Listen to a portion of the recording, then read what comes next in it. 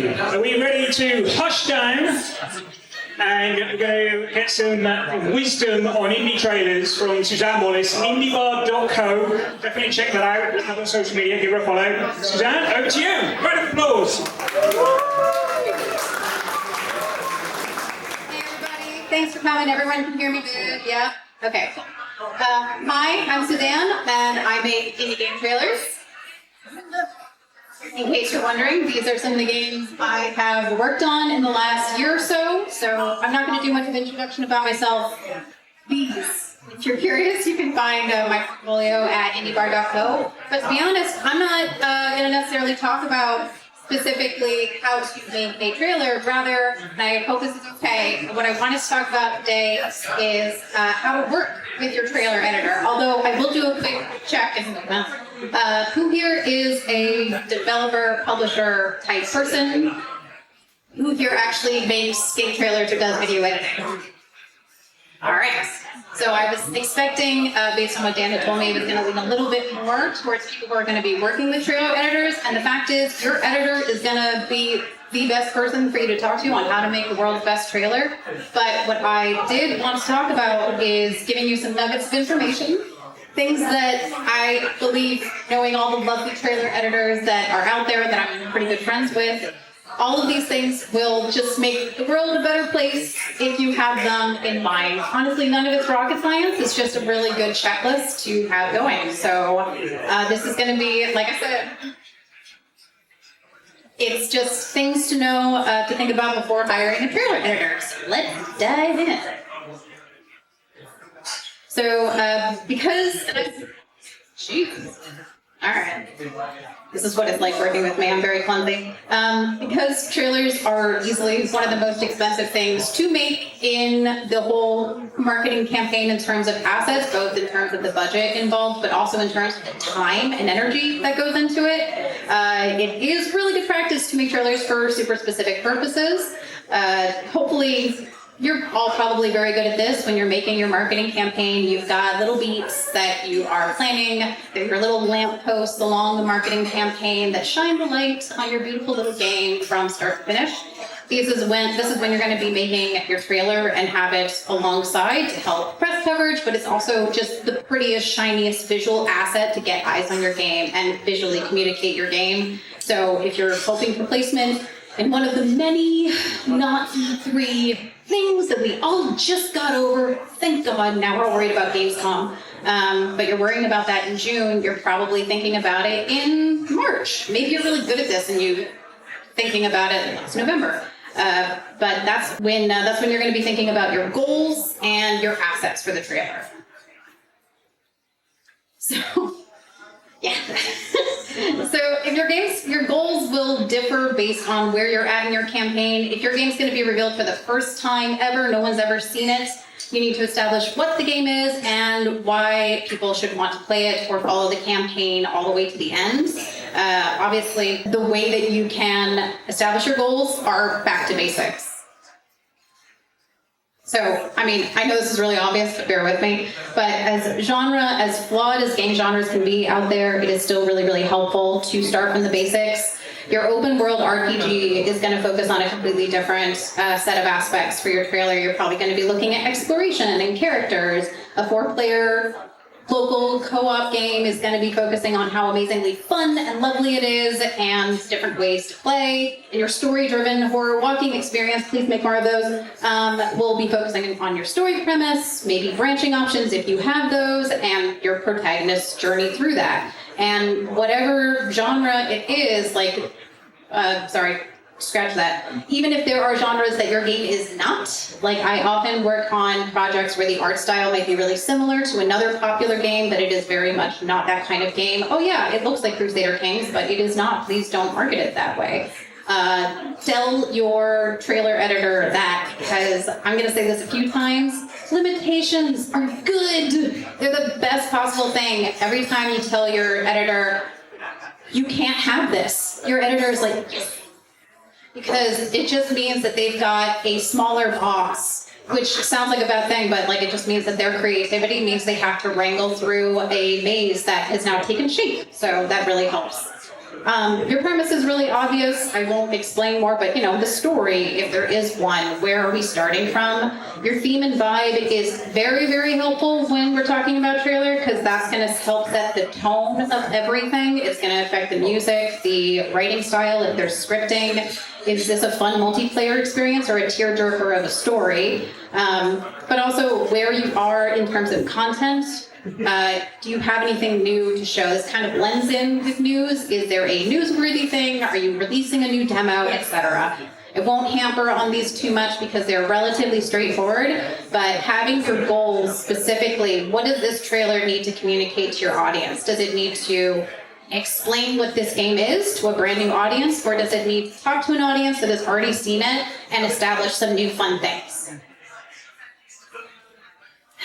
So assets, again, like these are just, limitations are really, really great. The more assets that you are able to provide, the more creative your trailer editor can get with bespoke visuals. And having these sort of prepped and ready to go just means, especially for rush projects, that they can just dive right in and go, just really intense and get in there without you having to scramble, figure out where is everything in all of these folders that I have on this project that I've been working on for 2 years already. So there's going to be a lot of pushing for a while, sorry. Okay, your game build's really obvious, but some editors do like to capture directly in engine in Unity or Unreal, but others do prefer to use the closest thing to what the public's going to see, so they're going to hope for as good a game build as you can have, so just ask your editor what works best for them. But what you give them, of course, might be determined by where you're at in development. If your build is super broken, which happens, it's okay, but you have a really good public demo, that might be the best option, to just let them work with that demo. But always talk to your editor about this. If you know that in 2 weeks you're going to get past a major milestone, and that's when they can have the build, but not now. Again, limitations are great. That helps them figure out, okay, well, I can do all this like asset pretty making stuff, do all the titles now, and then I can do capture later on. Okay, debug tools can be kind of nerve-wracking. I feel like half the time when I start working with a new client, they get kind of scared away by debug tools because they might be super busy. Some of you may be more experienced than others, so this may be well-trodden ground. But obviously, debug tools are really nice to have. Things like skipping ahead to later game scenes and levels, things like magical things like free cam whenever that is possible, but even just the basics of being able to hide the HUD, hide UI, hide subtitles is really great, and it just makes capture so much easier. But again, these are all nice to have. Your editor's job is to work with you and with your game where it's at in development. So if debug tools just aren't possible, that is okay. Again, limitations are great. And it's actually really great to be able to say up front what's not available. But music is great. I personally really like to start projects off with music. It helps you get into the vibe and the tone of the game really, really quickly. But again, this is something that's important to tell your editor up front, is what your music situation is. You might have magically the soundtrack all ready to go. You might be working with an in-house composer. You might be really fancy and have a sound designer, but a lot of teams are really small and don't have that. I work with a lot of really tiny teams.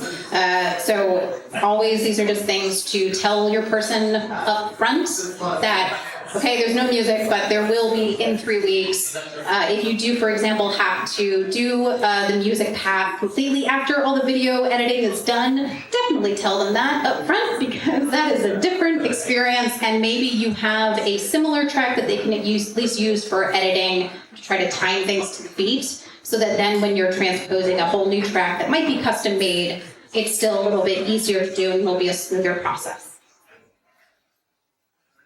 Sound effects can actually be lower priority because SFX is usually one of the last things that comes in on a trailer project. Imagine trying to edit 20 to 50 tiny little audio files in a big project every time you move footage around. It's just, no, I'm not doing that.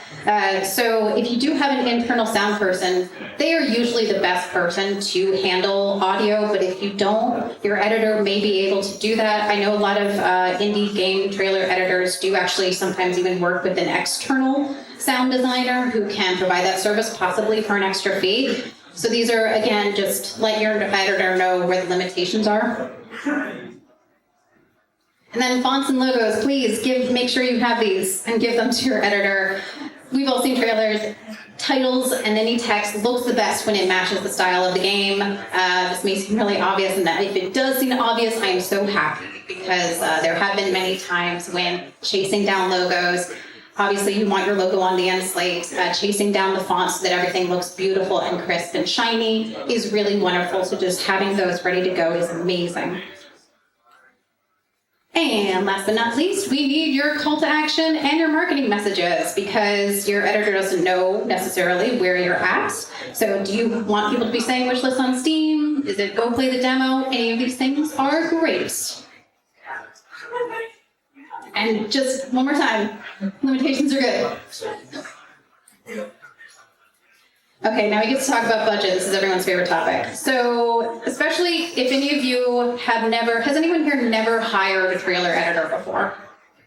Okay, a couple people. It can be very stressful to set a budget, but editors all set their own rates based on a lot of factors. Those who work on indie games that I know, that range can be anywhere from 2,000 to 20,000, and I'm putting that across USD, Euro, and pounds. That is an enormous range, and all I can say is don't stress too much because you can almost definitely find someone talented and capable of making something pretty at any budget level. At the same time, good practice is to think about what you reasonably can offer as your budget before you start reaching out to people, and then tell them up front what your budget is. Don't be afraid that you're giving them too low of a quote. There's no such thing. Okay, there is. But for the most part, you're all responsible professionals. There is no such thing. And you can always, always negotiate. A lot of editors want to help indies, want to work on games and with lovely developers. So if you say, this is my budget, they say, I don't know if I can do that, you might be able to work out a middle ground. And they might have services that they will just take for what they usually do. So don't be afraid to negotiate. Just try to be transparent and honest and respect the editor's needs. Okay, this is my favorite. So consolidated feedback is just the one thing, if I can help you take away from today, this is really what I want to talk about. Trailers can take anywhere from 2 to 8 weeks from completion to start, from start to finish. And I mean, they can even take longer. The reason that range is so large is actually because editors are, of course, used to working with your needs, and sometimes rush projects just have to happen.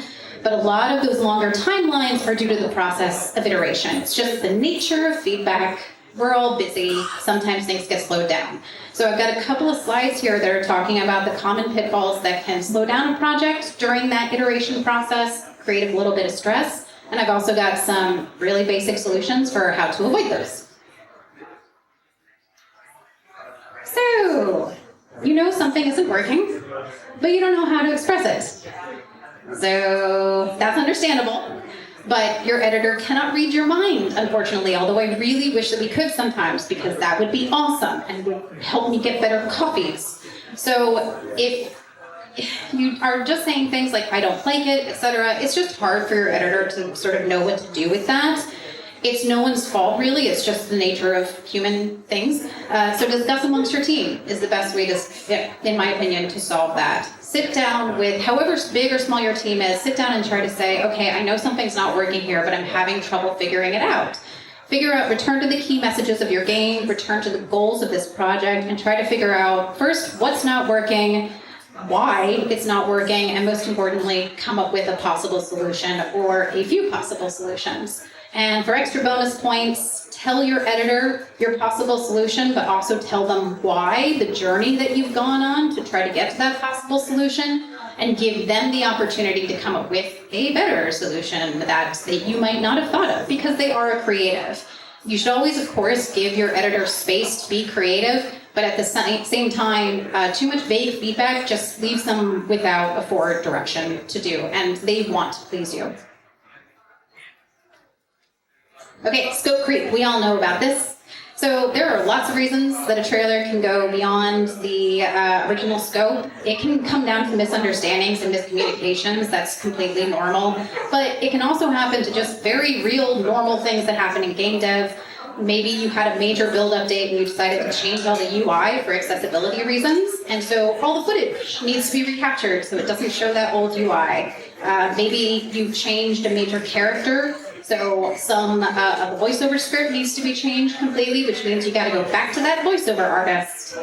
And maybe it's really bad. Maybe it's just bad. Maybe you got to do a full redirect. These things do happen. There are always solutions for them. But the point of this is your editor might need to come back and say, yes, I can make those changes, but there's an additional cost because they may have gone way beyond their available schedule, the time that they expected to take on it. You do need to listen to your editor if they push back on feedback because they might literally be trying to save you money. It's also best to be transparent when you can about what's going on, why you need these changes, because your editor might also be able to come up with an easier solution that is doable within the scope that you originally had planned on. And now my favorite. This is like a really common game dev joke, so I'm making it again. Too many cooks are bad. Making a camel is a horse made by committee is the joke. So if your editor is getting conflicting information from a lot of rounds of feedback and there's a lot of people in the Discord server or the chat message or the email, whatever, then they're probably going to need to ask a lot of follow-up questions to figure out what is the consensus of our forward direction. Your editor is also not inside your team and they don't know the power dynamics. So you might have a board member who's coming in at the last minute and asking for a bunch of changes that everyone except your editor knows those changes have to happen. So there is a solution for this, which is to have someone on your team be in charge of gathering all feedback. They collate and organize all feedback. It's probably going to be your primary marketing person, whoever that is, because they know also the key messages and they have the best sense of the trailer's goals. But it can really be anyone. Just nominate one person to keep track of all of that feedback. That means clarifying all feedback, because if that person on your team doesn't understand what Joe is saying, then the editor also might not understand. Maybe it was a little bit vague. Maybe it needs some follow-up questions. But they'll also understand the power structure. So they'll know that, okay, this board guy is coming in. We got to do what he says. They can chase feedback a little bit more easily than your editor might be able to because they'll have more access to that team.